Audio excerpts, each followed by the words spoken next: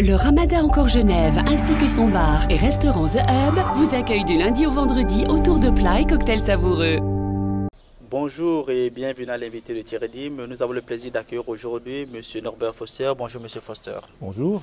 Vous êtes le directeur de l'Institut international de Nancy et en même temps vous êtes également le président de la Fédération suisse des écoles privées. Comment se présente aujourd'hui l'école privée en Suisse? Les écoles privées en Suisse vont très bien. Nous avons par exemple ici à Genève connu une augmentation de nos effectifs de pratiquement 50% entre 2002 et 2008-2009. Actuellement, sur l'ensemble de la Suisse, on est plutôt dans une stabilisation des effectifs. Alors, de manière générale également, on peut le dire, l'école ne se présente pas très bien parce que d'un côté, on a ceux qui sont pour l'école d'aujourd'hui, d'autres qui sont pour la réforme de cette école. Mais comment faire en sorte que l'école réponde aux besoins de la société d'aujourd'hui? L'école privée était toujours dans un mouvement d'innovation, de faire vraiment une approche moderne de l'enseignement. Et je pense qu'on est vraiment dans une période charnière. L'école du 18e, 19e siècle, c'est probablement vraiment terminé. Il faut réinventer l'école du 21e siècle. Et ça, c'est quelque chose qui fonctionne très bien dans les écoles privées, qui sont dans cette mouvance. Alors, vous avez parlé de réinventer l'école. On sait que les jeunes aujourd'hui également sont attirés par une foule de possibilités. De quelle sorte de professeurs est-ce qu'eux, ils ont besoin? Les professeurs, justement, du 18e, 19e, 20e siècle étaient dans une démarche de transmettre du savoir. Ça sera toujours nécessaire, mais il faut lier ça à autre chose. Il faut avoir vraiment des idées aussi du 21e siècle, d'introduire et d'installer la technologie dans l'apprentissage. Ça, c'est vraiment le challenge du 21e siècle. La posture du professeur change également.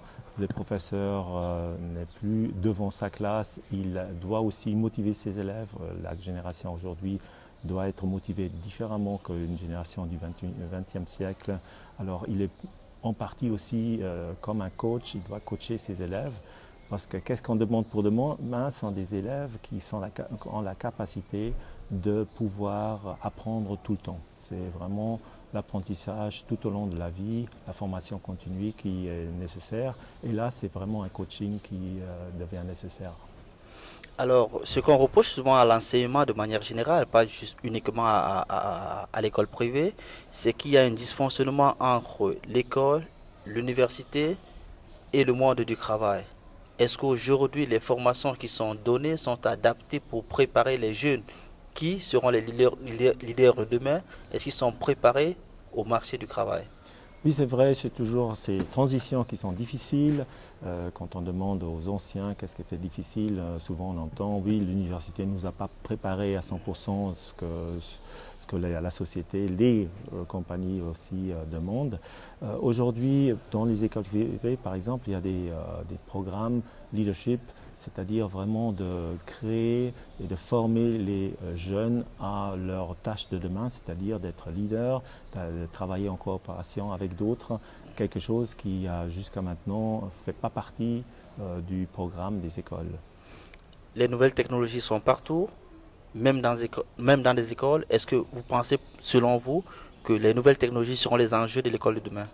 C'est une partie des enjeux, c'est la posture du professeur, c'est les programmes, mais la technologie doit être introduite, doit faire partie de l'enseignement. C'est pour ça, par exemple, ici à l'école IIL, l'Institut international de Nancy, on a introduit les iPads en 2011 déjà, parce qu'on est persuadé que c'est un outil très pratique et qui parle aux jeunes, parce que les enfants de 3 ans qui arrivent actuellement dans l'école, qui vont être scolarisés au mois de septembre, sont nés avec l'iPad. Ils n'ont jamais vu autre chose que des iPads, des smartphones, et ça c'est quelque chose qui change quand même le rapport au savoir aujourd'hui. Est-ce qu'aujourd'hui comme hier, il sera toujours plus facile d'apprendre? C'est toujours dur pour celui qui est apprenant. Il faut quand même un effort personnel.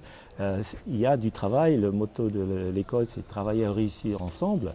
Ensemble, les élèves, les parents et les enseignants. Mais il y a une partie de travail et ça, il ne faut pas le négliger.